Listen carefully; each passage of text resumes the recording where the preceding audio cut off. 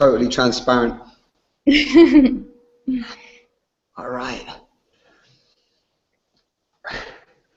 Hello, hello, hello, wonderful people. It's another Simon on the sofa. I'm getting comfortable on my sofa here in Malta and having the opportunity to speak with people from all around the world at the moment. I can feel the sofa is expanding. Many years ago, I had a vision that I wanted to speak with as many people from all walks of life to show that we're all the same at our core. We all have the same hopes, the same fears. We're all divinely magnificent. We're all miracles. We're all unconditionally loved.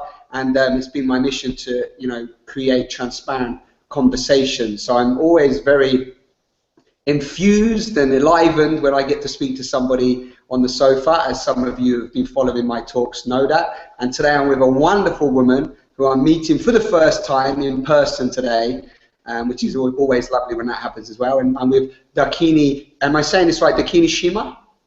Yeah, my name's Shima, and Dakini is a Tantric title. Wonderful. So Shima is now a filmmaker, which she's going to share with us today a little bit about a Tantric film she's made in India, which I'm really excited to hear about. And Shima contacted me a little while ago and just felt that we should share a conversation to the world at this time in evolution. So here we are. So with that in mind, Shima, do you want to just, do you want to dive in, share a little bit what's on your mind right this moment, what's coming up for you, how you're feeling, and then we'll just see where the journey takes us. Sure, Simon. I'm feeling very present, and I'm feeling like this journey right now with us is going to be very spontaneous. So I don't have much of an agenda or plan. And I contacted you because I feel so much love coming from you. Now, all the stuff you post and this work you do with your interviews, it feels like your heart is really about how can I bring more love? How can I show people, like you just said, what is this love that we are? And I feel that I'm on a similar journey. And so it felt really right for me to talk to you and connect with you and see what we can do together, what energy is going to happen together in the show and where we're going to go. Beautiful. Wonderful. Wow, that's a wonderful reason to show up. So I love the communication that we both had, and I didn't really go searching too much. I remember looking at a few pictures that you had shared and so on, and I got to look at your website recently around the film. So yeah, it's always nice when people tell me that they feel that, because there's something very beautiful and simple when we can just fall in love with ourselves just as we are right now. And I think that where the path has sort of led me as well, it's funny that you connected me from that tantric perspective, because it'd be really nice, my sort of maybe intrigue and curiosity of the love that you were sharing and putting out in the world right now was really what I got in essence from the little that I'd seen, and the way you were communicating was just a woman who's stepping into her power, stepping into that authentic space. And one of the things I'd love to talk to you about today, maybe this is just coming up now, but is sort of like how we can also maybe demystify. I think a lot of people get a little bit lost with the idea of the word Tantra and Tantric and so on, and sometimes it goes very much just in the direction of sexuality, which I know that is where it takes us. But I think people get a little bit lost, and I'd love to hear from a grounded, beautiful woman as yourself, just like what your experience is with that, and what your message is through the film and Tantra. Yeah, Simon. The reason why I wanted to make this film was exactly that, is because people had a very like a one view vision of Tantra. So I had a lot of people coming to me for Tantric sessions, and Tantric session meant some kind of erotic massage. And I'm not really a masseuse, and that's not really the way I do Tantric sessions.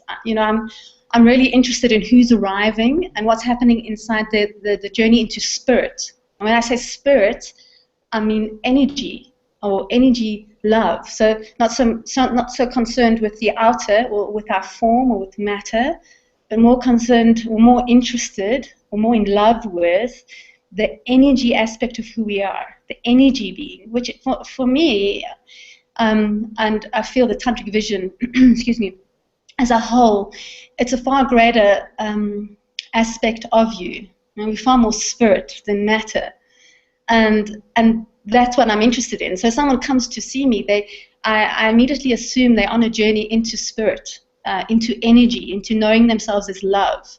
And it's a challenging journey. So I meet them there, and then I offer guidance, what's in the walls they're meeting, or the feeling they can't feel, or whatever that, so many different, every time you meet someone, it's a whole different scenario of what challenges they're meeting. And that's where I want to meet them. But a lot of people just came for a massage, and I was like, okay, well, perhaps I'm going to touch you with a tremendous amount of love today, if that's what's called for in the session. I don't know until I meet you how I'm going to respond to you, but that's not a Tantra session, The Tantra session is to meet your being and see what your being is asking for. And that could be touch, but it's not necessarily so. So a Tantra session is it's a surrender to a guide, and often, as me, I'm a woman, so there's a surrender and a trust of the feminine. And if you begin to really surrender and trust to the feminine that's this woman, then perhaps you can surrender and trust to the feminine within you, which would be an amazing thing, because then that's when life really begins to change. So I was coming from that place, and that's what invited me to make a movie on Tantra. Because when I look on this planet, when I look around, I see a huge amount of human beings that are in a very, very, very deep suffering. I see human beings suffering. They're really suffering, and I feel a lot of compassion for that suffering. I see the suffering, and I also see a lot of people don't even realize that they're suffering. They don't realize the depth of where they're suffering. And I wanted to do something to answer that. And I wanted to do something that was more than just information. There's a lot of information in the movie, certainly, and there's layers of it. The more you watch it, the things reveal. There's a lot of information, but really it's more like an energetic transmission. And it's beyond me as well. It's something that comes through the film, and it really speaks to people personally and helps them take a courageous step towards themselves, towards the inner being. So that was what was calling me when I made Lalla the Buddha. Beautiful, lovely. Yeah. What a beautiful purpose and reason for making the movie. And as I'm listening to you as well, and hearing, just hearing your insight into that tantric path that people can walk, that journey back to, like you said, more the awareness of us as spirit, as an energy, beyond the conditioned way of thinking, beyond the labels and the sort of, like you said, the outward expression of, like, this is a man, this is a woman, this is your job, etc., etc. I'd love, what was coming up for me was that I'd love you to just speak about that, your own, just a little bit of your own personal journey into that. It's like, what pulls you, because for you to show up in that place, to be able to even offer that as a transmission, for you to be able to even make that decision based on the suffering that you was feeling within yourself and then what you was witnessing in the world.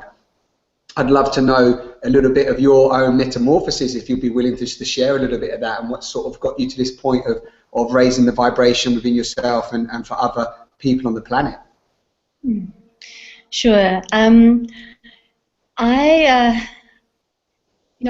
I first started looking at Tantra, it was about around 1999, and in South Africa it hardly existed at all then, and so I started looking around the planet and found some Tantra in America and in India at the Osho Center.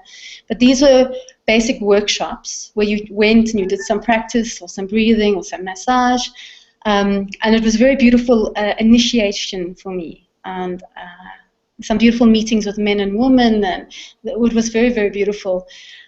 And I was very, very interested in teaching Tantra. I was very interested in becoming a Tantra teacher even before I knew what it was. And in myself, I don't think I essentially decided I'm going to take this step or that step or this step. But one day, existence delivered me to the house of a man whose name is Rahasya, a South African man in Johannesburg who was an ashur sannyasin until he had basically he physically died, but obviously not completely. He went into a deep illness and came very close to death, and then returned. And then after that, this was an enlightenment moment for him. So in other words, I found a tantric master, you could say. And I was very drawn to him, and I knew immediately I'm going to learn a lot from this man. And he has a profound love for the Dakini, a woman who's in her wholeness, whether that's sexual, her power, her love, her compassion, and he's here to offer service to others on their path. And he works with many women, guiding them into being Dakinis on the planet. And now I've known him for about 11 years, and I lived with him for 5 of those years. So a lot of people, they become Tantra teachers over, some short, they do some workshops or something like this. That I feel on one level I wanted to be a Tantra teacher, but on another level I really wanted to know truth for myself. And I really wanted to teach what I know. I'm quite a truthful human being, and I find the one problem with the spiritual path is there's a lot of beautiful words out there, and people read something and then they go, the oneness, we're all one. But they have never experienced it for themselves, yet maybe they teach it or share it. Now, it's beautiful to share those things, but it's far more beautiful to share it if you know it. So I really wanted to know it. So I lived with this man for 5 years and then still obviously had relations with him before and after that, like I said, for about 11 years now, it was like living with a fire that was burning the false ideas in my mind. It was like dying, really. A lot of myself was simply dying while living with him. And certainly there was a sexual exchange. We made love. There was a deep sexual communion where a lot of energy was awakening in my body. And that itself was a burning, because sexual energy is very purifying when used in tantric meditation. So a lot of this was transforming, and even beyond transforming, like I was saying, like deaths were happening, like just mind was falling away. And a lot of the time I lived in a very simple, empty, and a very blissful way a lot of the time with this man, and at other times it was tremendously challenging. Like, people talk about the dark night of the soul. I had like the dark nightmare of the soul at times as things started to be stripped away. Yeah. And so it was like a deep stripping, a deep throwing away. And I still have moments like that. It's not like it's completely done, but a large part of it just stripped away. And a lot of that was around my strategies and my hunger for love, not knowing myself as love. So I was very hungry for it, and I had strategies how to manipulate for love, what could I be? Who must I be for you to love me? What must I be for you to love me? And so, and there were many other things I went through, but that was a large part of what had to fall away, because of course if we're trying to get love from someone or strategize for love, or we miss where it really is, which is us, who we are. So that was a huge part of my journey, where I dropped through many layers of the false ideas that I'd been given as a child, Yeah, beautiful, and beautiful that you had that opportunity to journey with somebody, because we all have, when we actually open our awareness, in fact, every single interaction we have is giving us an opportunity to strip a layer away and see that we're loved, right? It's a really beautiful moment. I felt that when every single moment is that opportunity to open and to say, who am I in relation to what's being shown to me right now, and like you said, when you've got somebody who is maybe resonating that or holding that fire there for you to really strip even more layers of conditioning, it's beautiful. And like you beautifully said as well, which is also for me a very key part of the truth, is that those subtle layers, man, just a couple stripped away from me just 3 days ago, I was just like, just caught in the pain body again, and just caught in my own like craving for love outside of myself, and I was like scared of going into that vulnerable place, and and just saying that I wanted to be held and supported, and and then the sort of that aspect of, I call it the pain body, or that aspect of that suffering within us that wants to stay alive, was keeping me in then the self-judgment that that I'm silly, and I'm like, I shouldn't go into that place, and I'm not a man in that place, and and this these subtle areas constantly stripping away from me, and and then even being able to dissolve the idea that I'm somewhere, I've arrived somewhere as well. That's a big one. So I love it. Yeah. So it's really beautiful, what you share. And I want to just backtrack a tiny bit for the viewers that are watching that maybe have never heard of Tantra, or never even wanted to explore themselves as love as deeply as you've been doing for the last 7 years. Sorry, 11. Can I just respond to what you just said before you go back? Yeah. Yeah, I also went through what, where you go and, you're flying high. Lalla, the 14th century mystic, she talks about how you sail on the lake of awareness and suddenly you're adrift on a sandbank. And she was like this woman, this naked mystic, walking through the streets singing songs to the beloved. She was pretty awake, and she hit these sandbanks. And I think that's a massive challenge for many seekers. Is there's such a judgment about having a lot of feeling, what you might call pain. And what I notice of pain, sometimes it's just, and I'm sure you know it as well, is that it's just the overflowing love. We haven't quite let the love flow, or it's the resistance of the love. When we're resisting our full love for some reason. But what I'm just trying to say is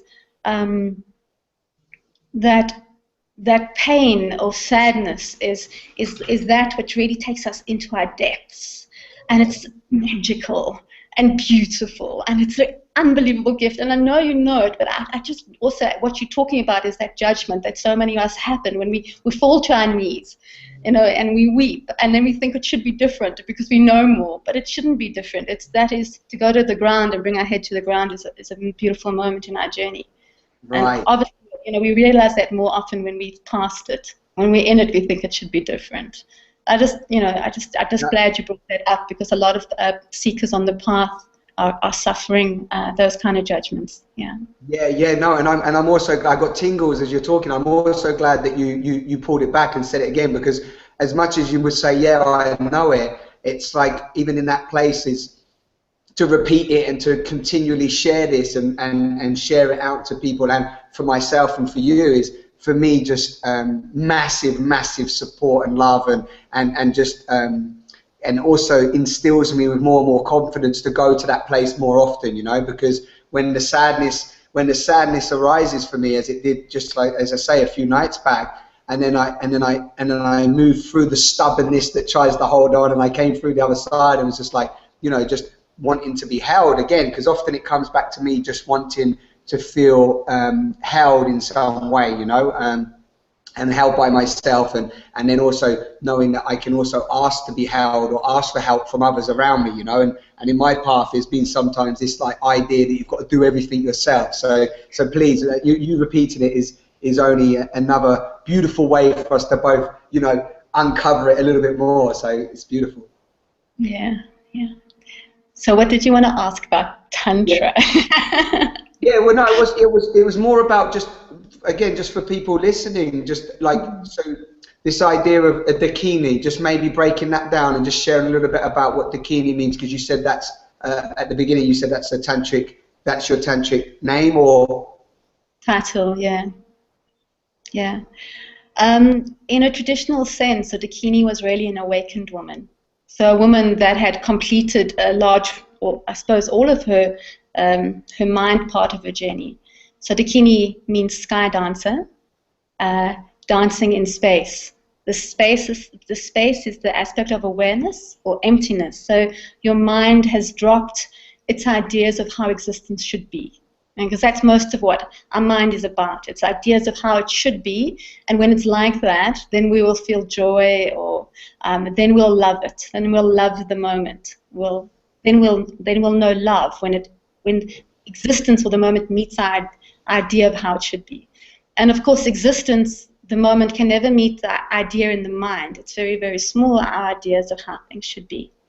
So this emptiness happens so the Dakini is usually for a woman. So the emptiness happens in the mind of the woman.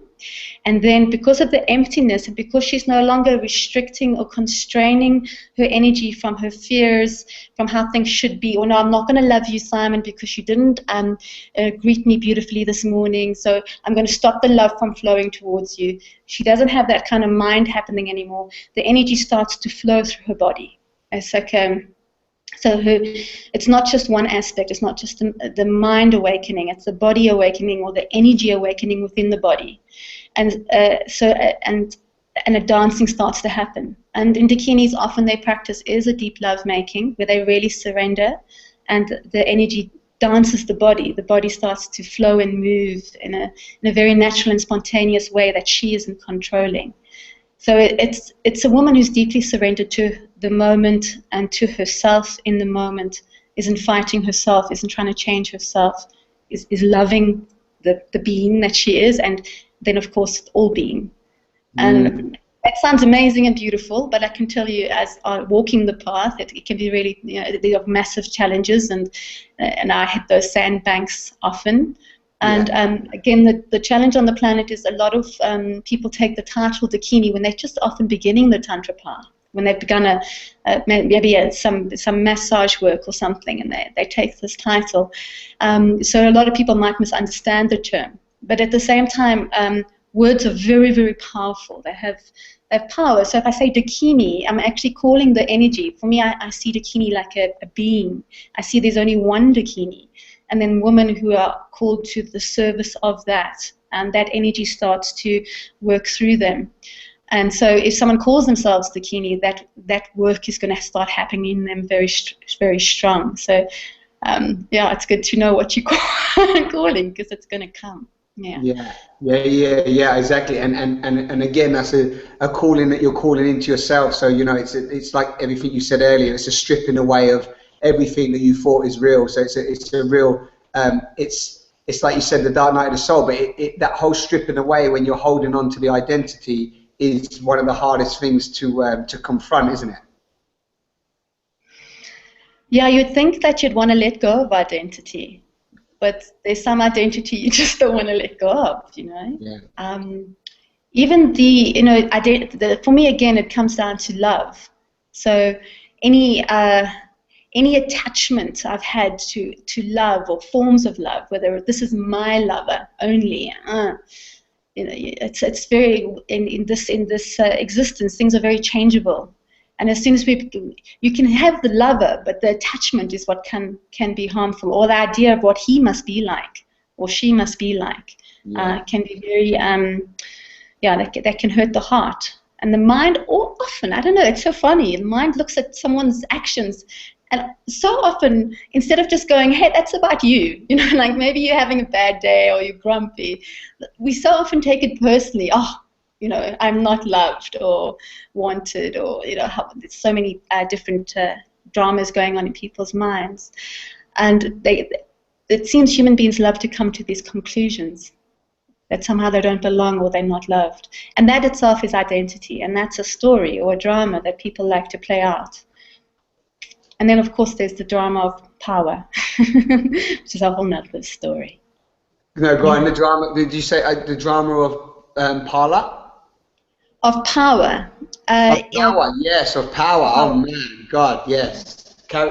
You're welcome to touch a little bit on that if you feel like it.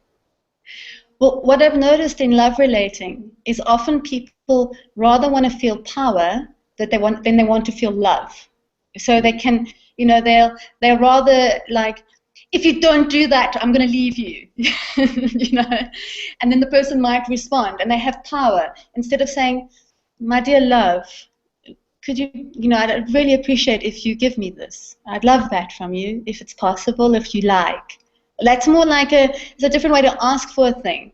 But people often like to feel they have power, or sometimes, there's still quite a lot of relatings like around money. So someone might have a lot of money, and then they feel they have power over someone because they can dangle money, or there's different ways, instead of just being willing to meet in love, right, and not have to have some force involved, you know. You will love me, and if you don't, I will, you know. Because, and if you stop and you just notice, we can feel like actually we like that feeling of power, because a lot of human beings feel very powerless on this planet. They feel powerless to, even when death might arise, or to the direction of their life. They try and get something, and that doesn't come to them, or, you know, their relations don't work out. And there's a lot of places where human beings feel very powerless, and so they try and find power in their relationship, and then they miss love, miss it completely, and they wonder why they're miserable, because it's not really the idea, because that's also false. There's a real power, and we're not talking about the real power now. Then they have the false power, and then missing on the love. So Tantra, again, is all about how do we just come and rest in love, and without fighting for it or forcing for it or not trusting it. You know, it's how do you rest in that? And then we have to let go of those things, like being in the false power, and that can be very difficult, because then we feel, like you said earlier, very, very vulnerable, very powerless. So a lot of times I just guide people to feel powerless, and in a way we are, and that feeling that you are powerless, and in this existence we actually are quite powerless. It becomes a doorway to true power. Yes. That is a doorway to power. Yes. To embrace that. Yeah. Yes. True So carry on.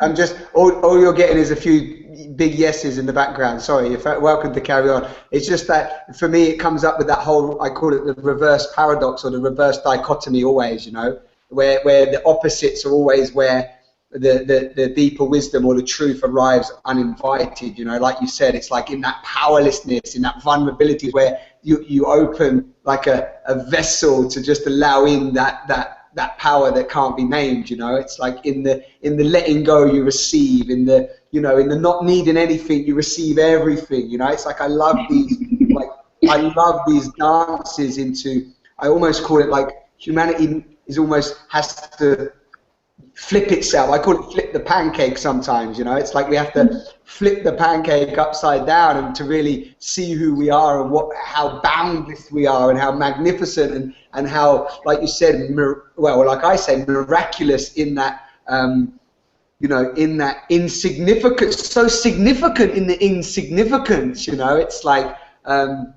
yeah, I love that. So for you to say that that's where the true power comes from is really, is empowering, you know. It's like I get totally empowered.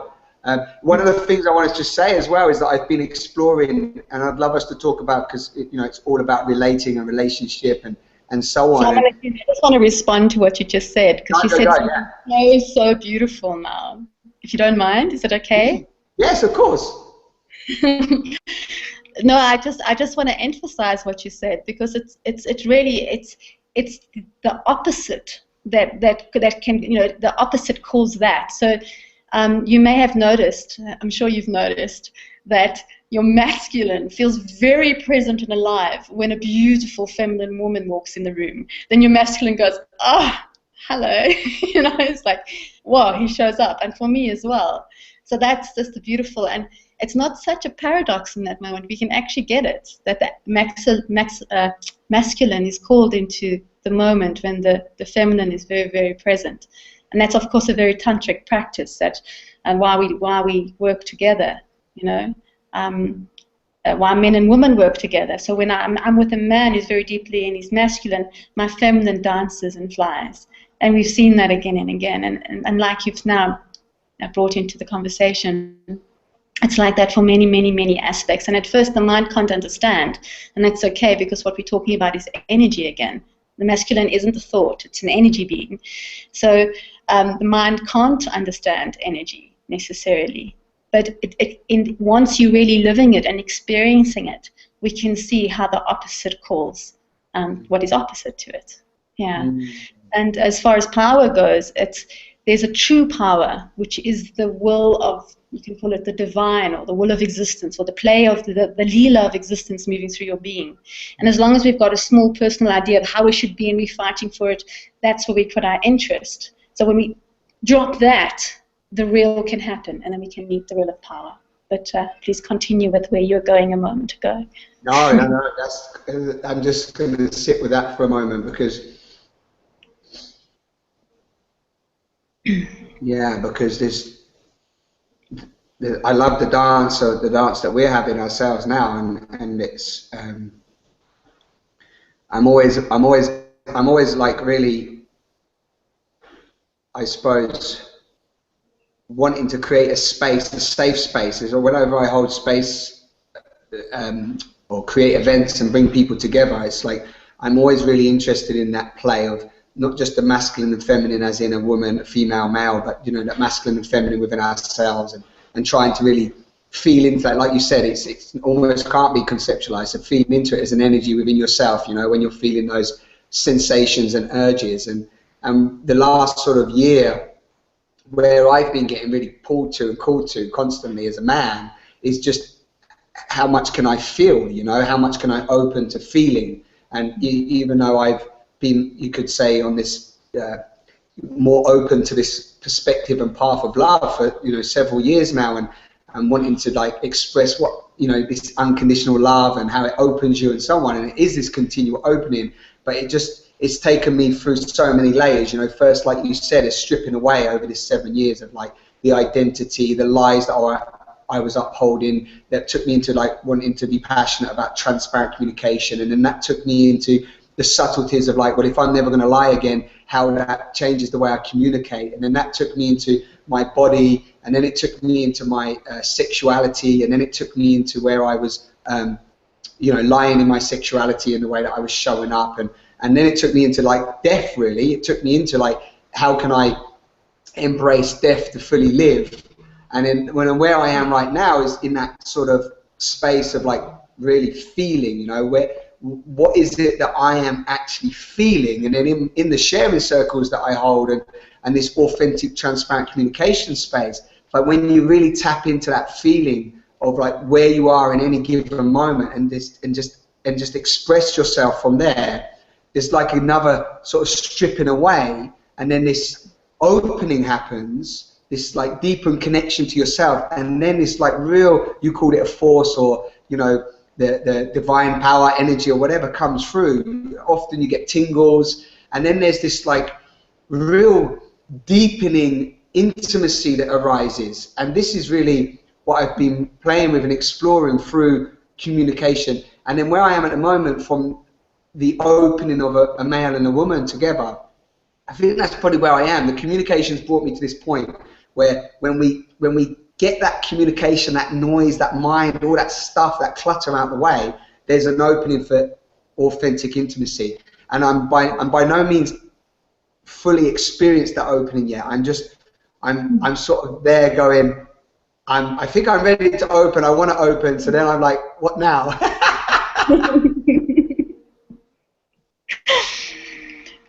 But what I'm hearing, well, I'm hearing that you've gone on a profound journey, and that you're probably much more into it than what you're even admitting to yourself, because it's a journey. It sounds like you've gone very deep into it. And what I'm hearing as a core of it is that you're allowing so much feeling to move through you, and the feeling for me is closer to the feminine aspect of our being. And by saying yes to her, he's saying, like, you, which I suppose before you probably were more identified with the masculine.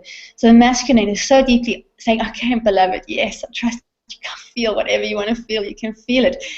She can't help but turn to you now. And then that's the intimacy that's happening within you. And only when the intimacy happens within us can we, of course, then share that with another. Yeah. And we can't really be intimate with someone unless we've met it there. So that's what I'm really, really hearing from you now. And I think that's, yeah, and I don't think many people realize how much courage that takes, because the feeling body on our planet has been so demonized, really. It's been made so wrong, unless it's like mediocre happiness. And not too much happiness, because then you look a bit weird. You know? Definitely not too much sadness, because, you know, that's also not good. So it's made a really wrong thing. So yeah, it's beautiful to hear. Yeah, yeah, I said the other day, it's beautiful, and it's so not known, it's so unfamiliar that I often don't know how to act in that space, Shima. I just don't. I like even in not just intimacy with myself and with the world, but even with a partner, I'm like, it's something come up for me, which I'll share with you now. I'd love to hear your views on this, your feelings on this, is that I sort of like feel sometimes that I've forgotten how to make physical love, like how to make, how to actually, because I get pulled into sometimes of this old way of that I was making love, and then it's almost lost an energy now. Does that make sense to you? You're laughing, so I think it might do. Yeah, complete sense. Yes. Yeah, now we're talking into places that are actually hard to talk into. Yeah. Because it's such a deep experience into the mystery. Yeah. You know, you had you know, through the Hollywood movies and how our friends are and pornography, we obviously get taught a particular way of making love. What's hot, you know, and we've got to feel that heat and want to rip each other's clothes off. And that's a lovely beginner step to making love. That's actually where we begin, and you know, that energy is very strong, and it's very, very sexual, very genital, we could say. But as that energy starts to transform, it moves up, and then the heart is also very, very present. And then it can look very, very different. You know, it can look very still. It can look very soft. Maybe your feminine is more alive, and she's wanting to be softer and more surrendered, and you don't want to be so strong in that so-called active male role, and that you're finding the bliss in just the softness and the stillness, you know. I mean, this conversation could go in many directions, but it's a radical shift. And sometimes what starts to happen as well is we get so full of this beautiful energy moving through our being that the desire starts to drop, because we no longer seeking sex, because we are it. You know, we are sex and we are desire, and it's flowing through us. So we don't have to look outside ourselves for it so much. Right. And then as tantricas, what we like to do is just follow the reel of the energy. So instead of following how we think the sex should look, we actually start to really feel into the energy and follow that, and it can look very, very different. I've noticed in quite a few tantricas there is quite a profound time of celibacy, where they become so full of this delightful, blissful energy, or it might not always even feel blissful, but it's full. And the desire drops, because what you desired, you are within you.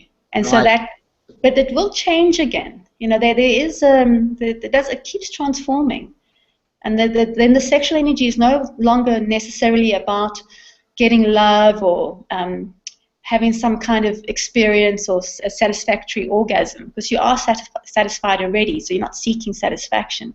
Right. But it can be about a deep exchange of awareness. You know, when you make love, you're exchanging very deeply all kinds of things. This is one of the magical aspects of lovemaking, that when we make love, awareness, or I want to say information, but it's not really information, like energetic information, where you've lived, what you know, not what you know, but what you know from your living, can be exchanged in the lovemaking.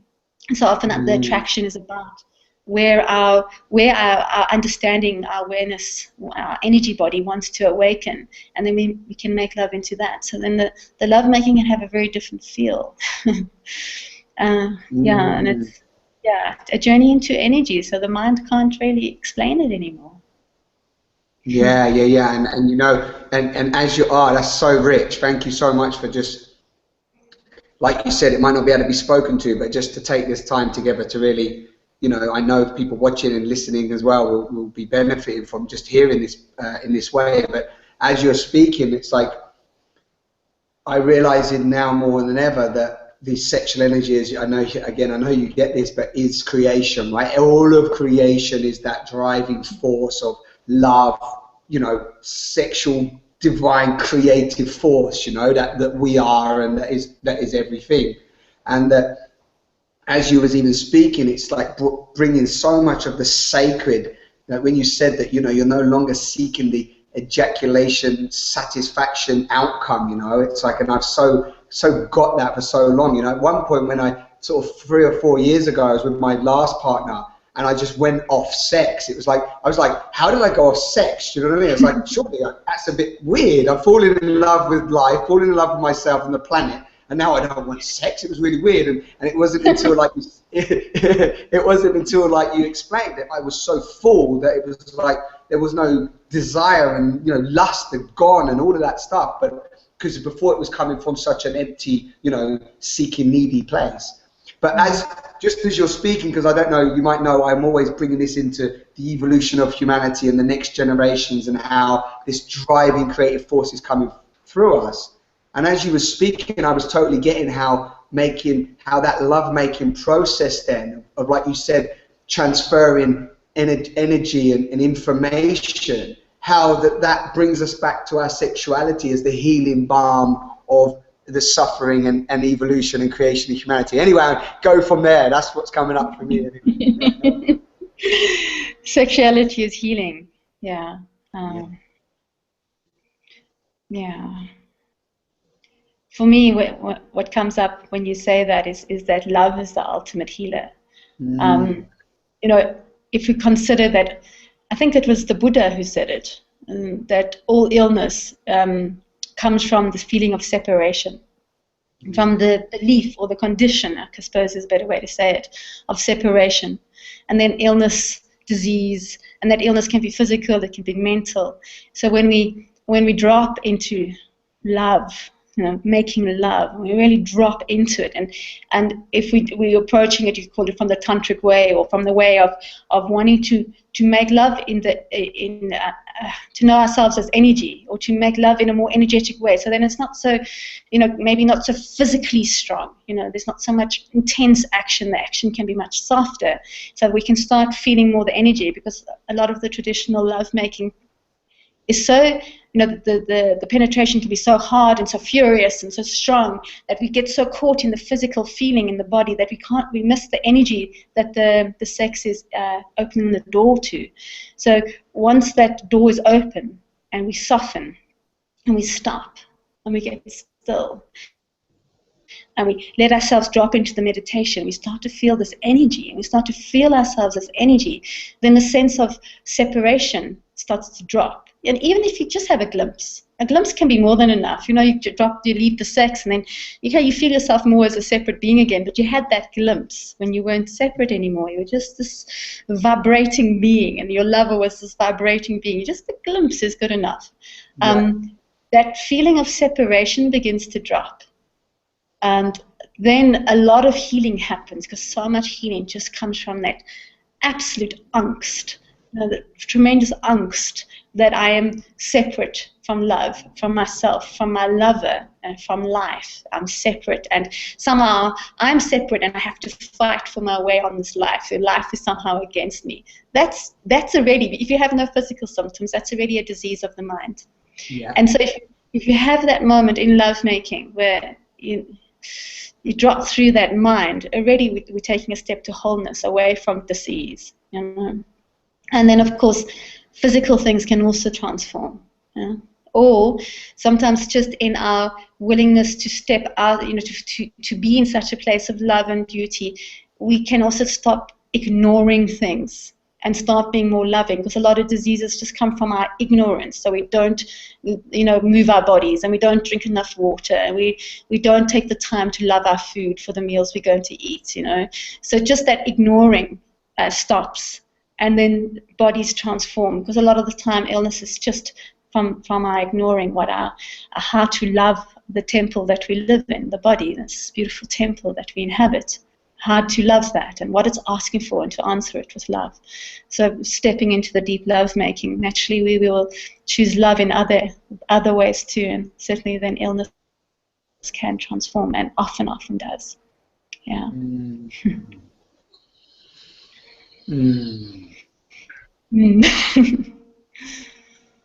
And sometimes it doesn't. Sometimes we have to look more, you know. Sometimes things are quite a mystery. What's been said to us. We can think we're doing everything right, and still something persists. Sometimes things persist because there's something we're missing, we're not listening to. Yeah, but would you say that is just another subtle layer of slight ignorance and denial that's still potentially present, right? Yeah, it's not, these things are journeys and they can take time, and some illnesses are also the doorway into death. Yeah. So we can't, we have to be careful not to be too judgmental on ourselves or another, because, someone might be suffering from a tremendously difficult illness and we go, oh, if only you just, saw that, and then you would heal. I mean, it's like, it's very arrogant. Yeah. We not always know why existence is giving us something or what the lesson is, I know of someone who died of cancer, and I mean, many of us do, but this woman in particular, her death of cancer, her father had a horrible ending in a hospital. It was very ugly, and her ending was very beautiful. And so her dying of cancer healed the trauma of what the family went through watching the father die of cancer. So amazing. We can't think back to her, what is she ignoring? Yeah. Stop ignoring, like, what are you on? You need to eat something better or whatever. Because you need to do a juice fast. Juice fast, yes. So there's mysteries we don't always see.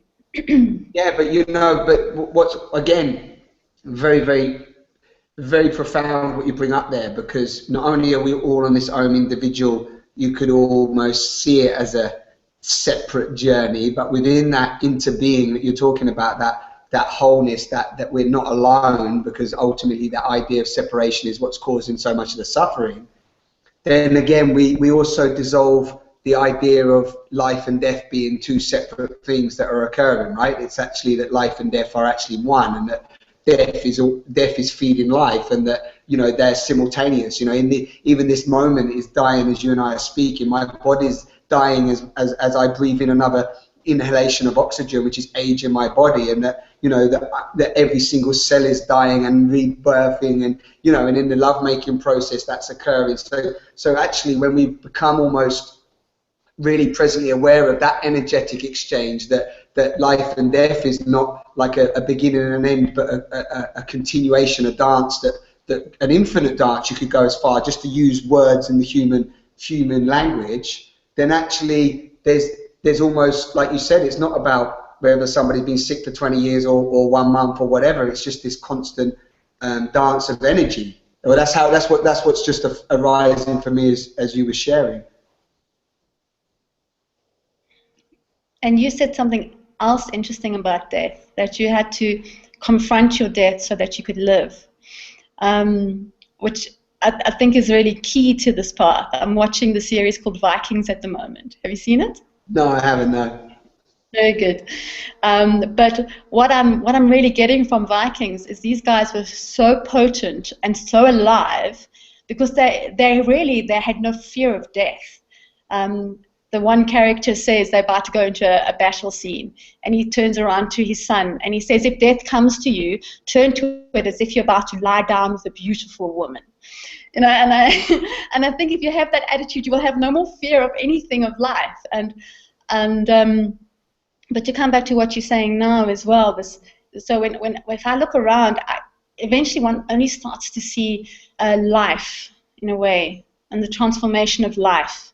Even something called dead matter is still transforming into something else. Right. And the way I feel death, as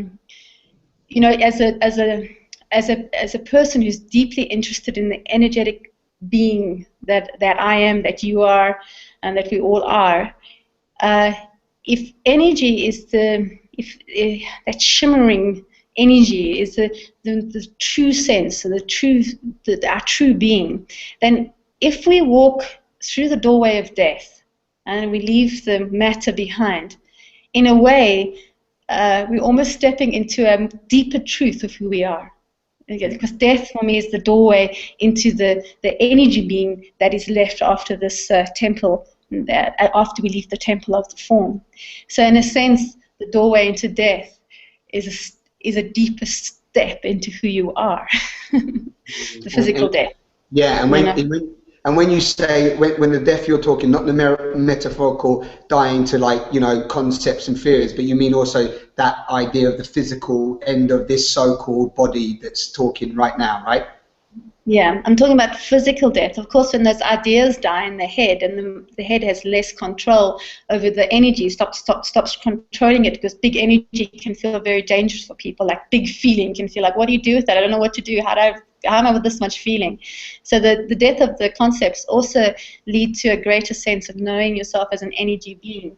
Yeah. But certainly the death of all mind and all form must lead to the ultimate sense of knowing yourself as energy. You know, Simon, it's just a thought, and I don't normally talk about things I don't experience directly. So I hesitate in sharing this, but it's a thought that's arisen recently, and I feel what it's done in my heart is it's given me even more courage to live, to feel Right. that death, such a tremendous doorway. So I'm sharing it. Where normally I prefer not to share things that I don't have a direct memory of this right now, or Right. you know. No, but again. No, but I'm honouring you for sharing that, because that's why, for me, it's like I always say to people, you know, I talking of constantly the deaths that we're witnessing all the time. So when I'm like, you know, when I died to my addiction to drinking and taking drugs, for example, or I died to, you know, my attachment to dependency and neediness in a relationship, or if I died to, you know, this idea that I'm Simon that's going to live till he's so-called 80, and then, you know, and then I'm going to die this way or that way. You know, if I died to all of those, almost those future thought forms or those past thought forms, I find myself stepping more into that fullness of who I am just right now in this moment. So, but which is similar to what you were sort of pointing to from a physical death. I sort of use the metaphorical, and you know, and I feel that constantly, like just dying to these ideas that I have of myself, dying to the ways that I used to make love. As I said earlier, it just opens me up to so much more possibilities. So it's lovely. Thank you for just, I don't know what's going to happen when this physical body dies, but right now I'm enjoying the dance of being alive. I just really feel, I just like you said earlier, if we're not willing to face the fear of our physical death, you know, it's going to be very hard for us to truly live, because we're always going to be seeking the safety, you know, we're holding back. Yeah, for sure. And some more than others. Some will seek the death of the body, they're daredevils, whatever.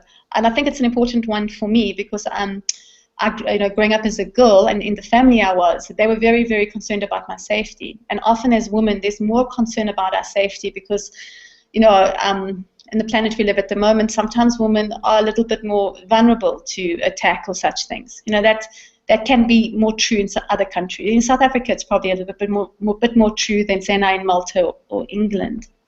So yeah.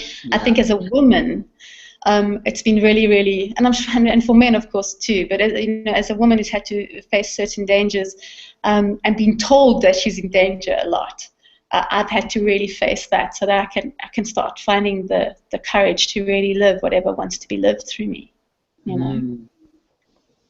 Yeah, that sounds like a courageous thing. So I'm mindful of course of just the flow, the beautiful flow that we're having, and I had this vision of us just maybe just having a moment of silence to let all that sink.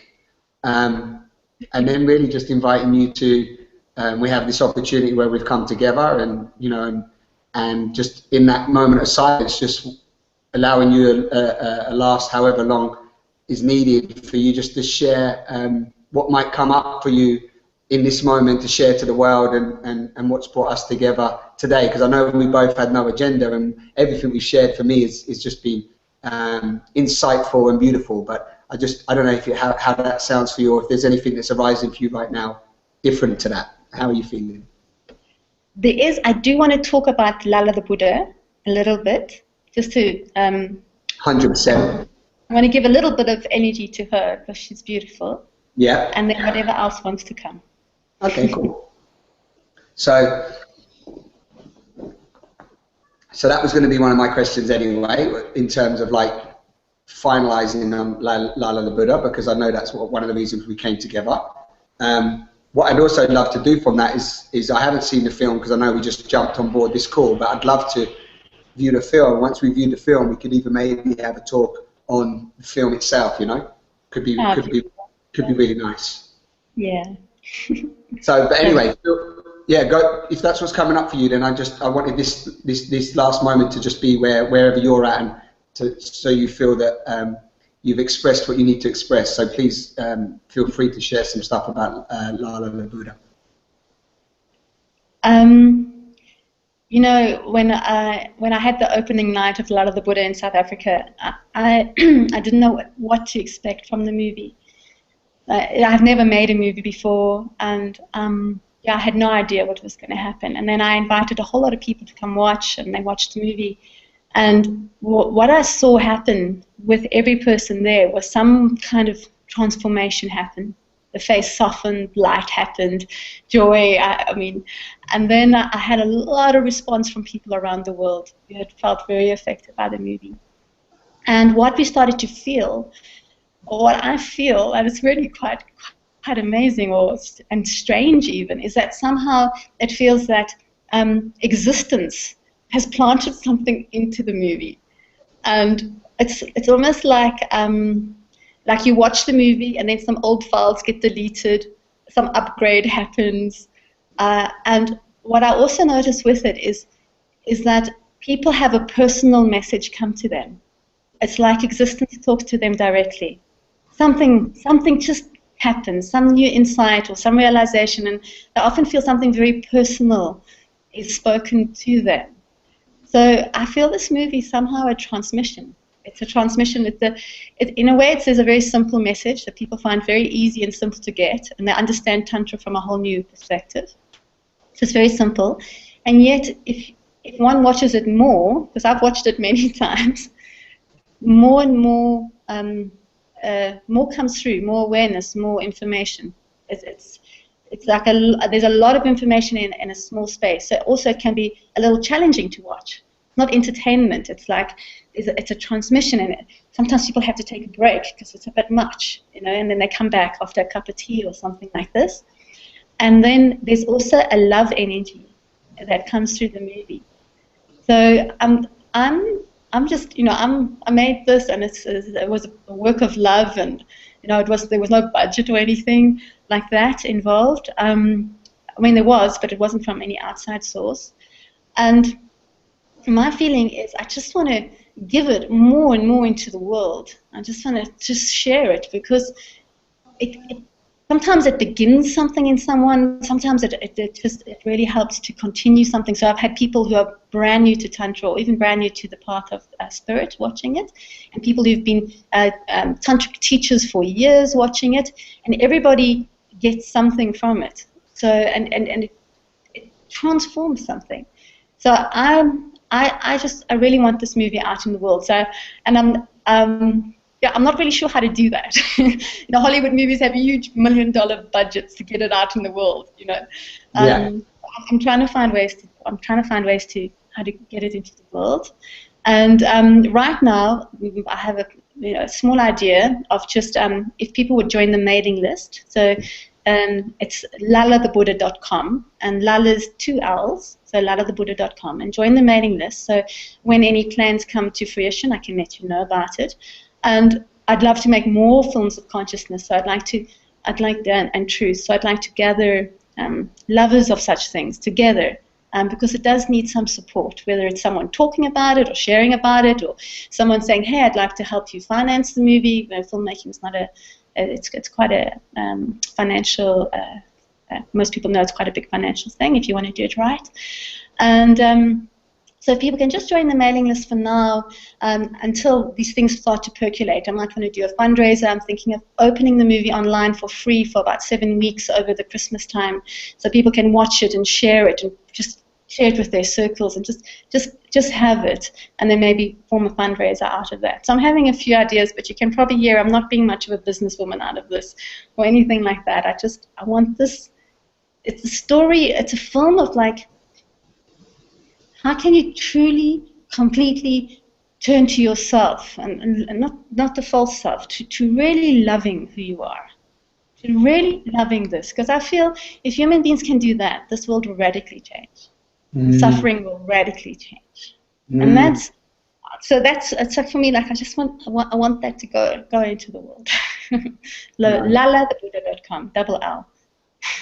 Yeah, the link will be under the videos as always. But but I just I'm going to speak to that a little bit as well, because I don't know if you know, but I made films. I was an actor for 15 years, so Yes, I I was. do.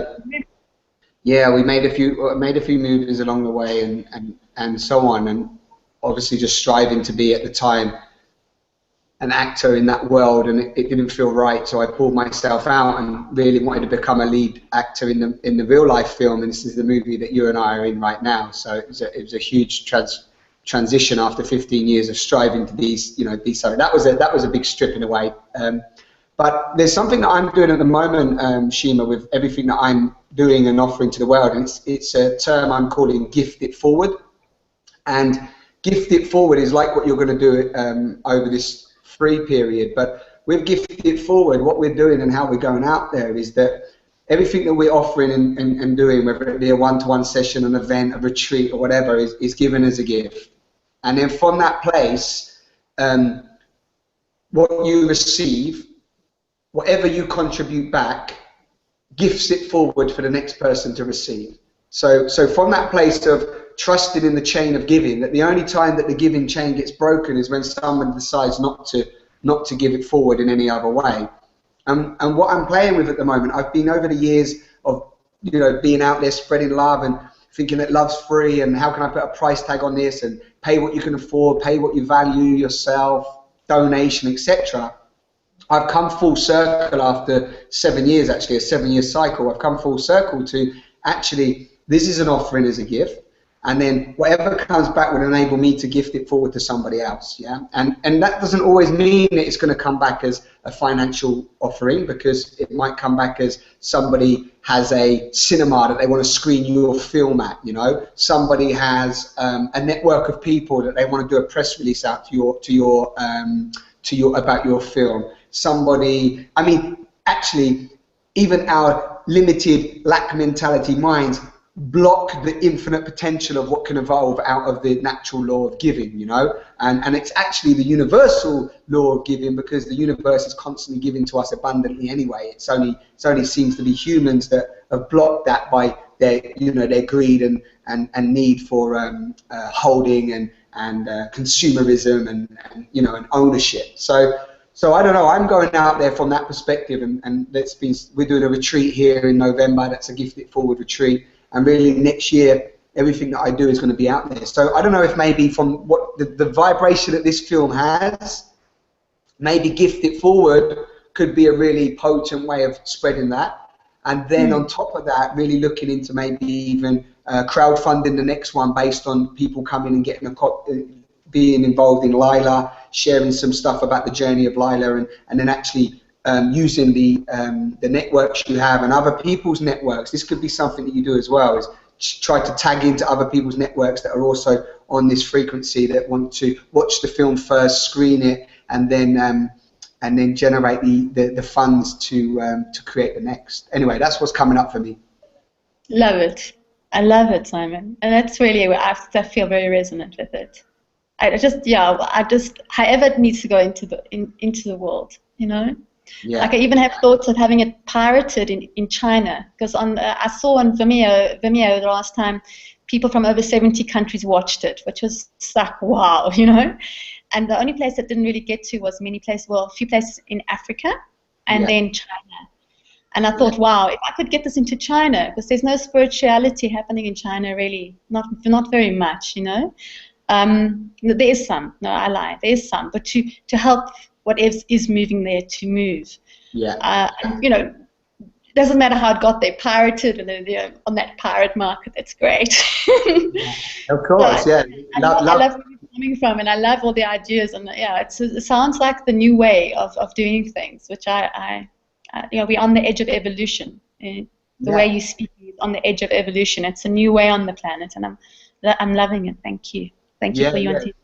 Yeah, I love what Preston Smiles always says. He says, love will find a way, everything else will find an excuse, So, sorry, say that again. Love will find a way? Love will find a way, everything else will find an excuse.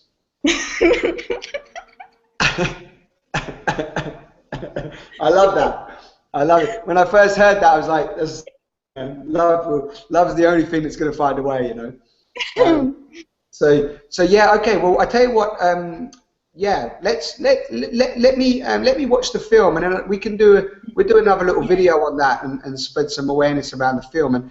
By the sounds of the power of the film that you're already sharing, I think one of the real beautiful things to offer people is it's just, you know, see if people can do screenings in their local towns and communities and strike up a discussion around it, and, you know, and send it out to some of the Tantra communities as well, just because they will support it anyway, I hope, from that community perspective, and you know, and just try to find maybe somebody that can maybe donate you some time or energy that can actually access some other places online and communities that, you know, you can just share the movie to and get them to screen it with their communities. I think that's another beautiful way of it building up a resonance and then word of mouth spreading it where it needs to go, you know? Yeah, sounds beautiful. Sounds beautiful. Yeah. Awesome. Okay. Path of love she goes. Sorry, That's what it sounds like. It sounds like you're saying to me, Simon, it's like you're finding the pathway of love for her to sail down. Yeah. It's a different way than like Google Ads, you know what I'm saying, or something like that. It's like on this pathway of human love. And that's fit her perfectly. Yeah. Yeah. That sounds really nice, and like you said earlier, like a Viking ship of love. Slight contradiction. No violence, just a Viking ship of love. Yeah, but I like that actually. I like so, nice. So awesome. Well, I mean, how are you feeling in this moment? How do you feel? I feel very alive and heard and welcome, and it's very beautiful to meet you. I've really enjoyed meeting you and hearing your stories of your own evolution and awakening and how willing you are to share them and your challenges. So it feels like a beautiful honor to be here with you, Simon.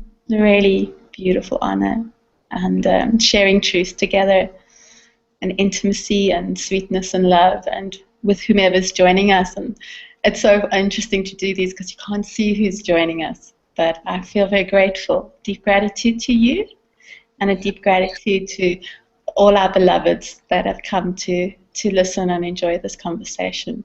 Yeah. And how do you feel? Wow, as you just shared that, I just got a wave of, I call them tingles, where tingles went up my arms and just into the top up my neck and just into the top of my head. I've been, yeah, so I feel nourished. Yeah. Yeah.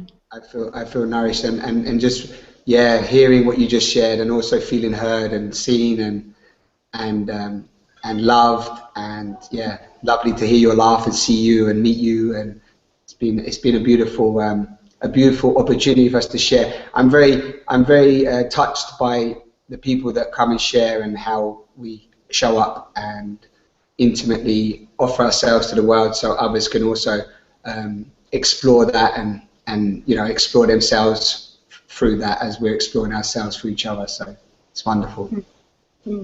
Blessings. Yeah, blessings. Wow. Yeah, blessings to you. Big gratitude, and big gratitude out to everybody watching, tuning in, and you know, yeah, you know, guys, I've been doing these talks for many years now, and I just love you all watching them and taking the time to enjoy them, and I just always send big love and honoring and respect to you wherever you are on your journey, whatever you're experiencing. And as Shima said, and we spoke about today, you know, you're not alone. The idea of separation, the idea that you're alone and that you've got no love around you, it is the disease. So wherever you are, hug yourself if there's nobody else around to give you a hug. You know, you remember in the movies in James Bond, they used to do that thing and hide in the corners if he was kissing somebody and hugging them. Just like, I don't remember. I remember that. Yeah.